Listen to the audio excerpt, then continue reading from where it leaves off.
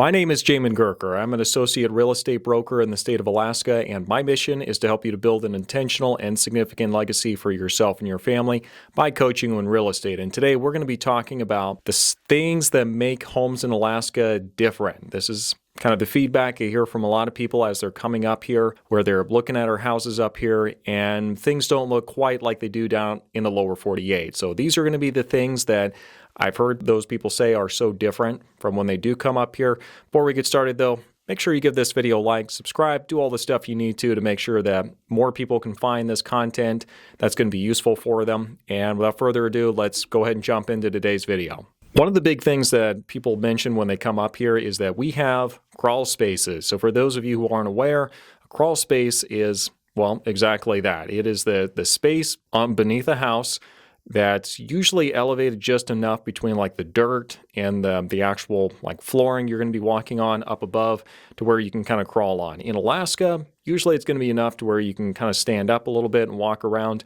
But the reason that we have crawl spaces up here in Alaska is because we have a lot of moisture in the ground because, you know, all the snow melts, the water seeps into the ground, and it's got to go somewhere. If all that stuff is right next to your house, there's a good chance you're going to get some amount of moisture in your crawl space. Now we have vapor barriers, which, you know, that's like a really thick plastic that's laid down onto the ground, and that keeps all the moisture kind of contained down there. So it's usually not any kind of an issue, but you can see why you probably don't want to have just why most houses are going to be built like that to kind of keep that moisture, you know, contained. If it's just a, just a regular slab sitting right on the ground, you know, that could be an issue just depending on how much water is in the ground in the area. But, you know, that's one reason you see so many crawl spaces up here.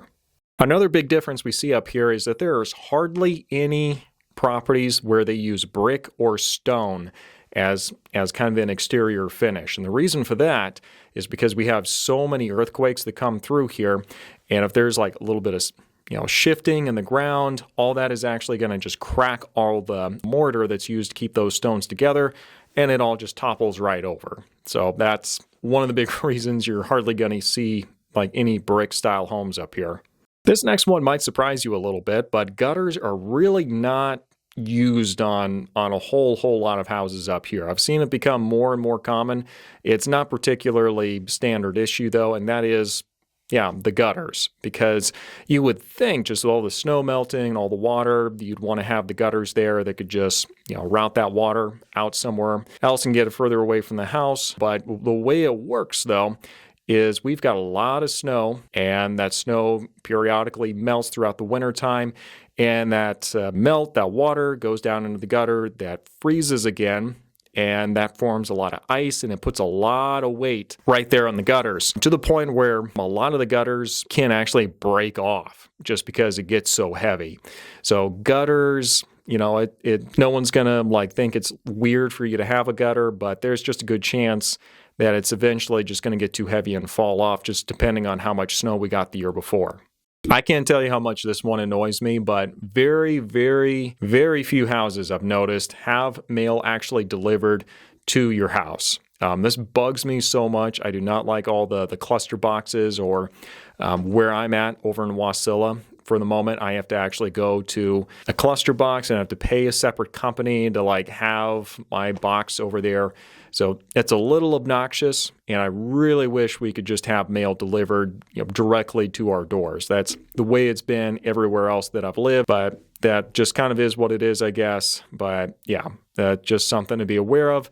Let's go and take a break real quick here before we finish our list out. For those of you who aren't aware, I do have a relocation guide for those of you considering moving to Alaska. If this is something that would benefit you, feel free to reach out to me at my website down below to subscribe to that, and then make sure you just put relocation guide into the comments section so I know what to send you. Now, let's go and finish today's video. This shouldn't come as a huge surprise, but there aren't as many fenced yards up here in Alaska as there is in the lower 48. Now, if you're in Eagle River, Anchorage, Girdwood, somewhere like that, Chugiak to a certain extent, you're going to see some more fenced yards. If you're living in somewhere like the Mat-Su Valley, a fenced yard, it's going to be the exception. It's definitely not going to be the norm. So it just kind of depends which area that you're moving into. Guessing by the number of people that we have coming up here commenting on the baseboard heating, I'm assuming baseboards are not as popular down in the lower 48 as they are up here. For those of you who aren't aware, what a baseboard is, it is a pipe. It's at the base of usually your window, kind of runs along the wall in your house. And what that does is it warms up because it's got a lot of warm water that's going to be coming in from the water heater or from the boiler. That warm water goes through the pipe, that warms up and kicks off some heat. And that's actually how the heat is regulated in the house and how heat gets around. It does not seem particularly popular, I guess, in the lower 48. I've had a lot of people come up and they're not sure what the heck that is. So apparently that's not as popular up here as it is in other places. Holding tanks is another thing that just doesn't seem as popular in other places as it is up here in Alaska, kind of depending on the area that you're in. Now, what a holding tank is, that is like a big 300, 500 gallon plastic tank, usually, and it's going to sit inside the house from what I've seen. And it just fills up with water, usually from the well, and it's just sitting there on reserve in case you actually need it. This is really necessary sometimes for properties where it doesn't produce a whole lot of water on demand. And, let's say you have a largish family out there and you need to be able to keep a lot of water going through. You really don't want to just be running out and then waiting for the well to keep up. So that extra water kicks in and, makes up the difference, and then it just slowly fills back up over time. And it really kind of depends on which area that you're in. If you're high up on a mountain, there's a pretty good chance you're going to be using some kind of a holding tank, just because it's distance you have to drill to get to water is going to be higher if you're up on the side of a mountain.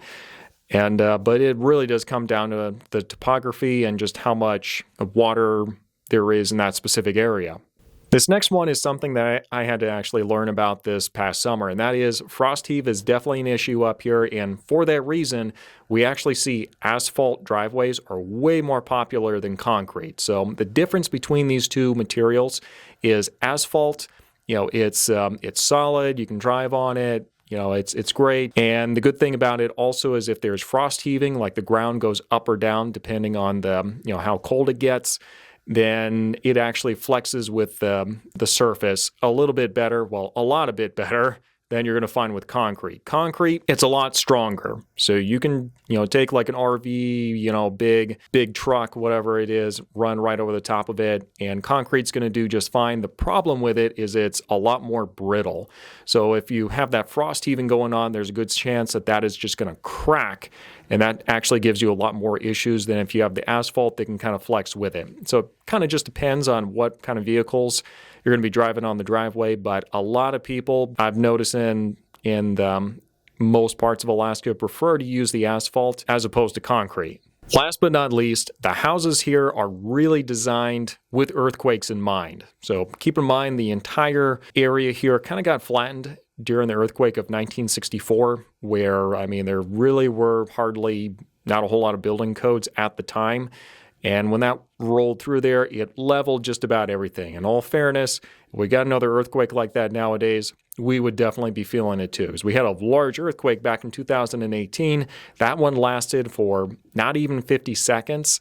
And the one back in 64, it was the same violence as the one we had back in 2018. The only difference was that one lasted for nearly 5 minutes. Okay, so our codes have gotten better. Our building materials are more sophisticated and everything now.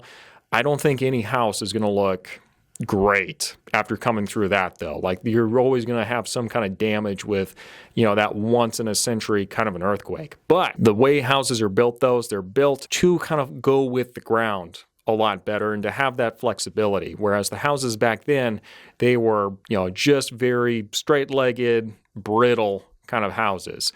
And they went down fairly quick once you had that much stress suddenly put on them. So a lot of the building materials that we use now and a lot of the structure that we have in mind as we're building this stuff is kind of built, with that in mind. Usually when we have an earthquake, the biggest thing you're going to see are cosmetic cracks, like with the drywall, and that's really about it. So this has been my personal list on the things that are so much different about homes in Alaska compared to properties in the lower 48. And I sure hope it's been useful for you. And thanks for watching, and we'll see you next time.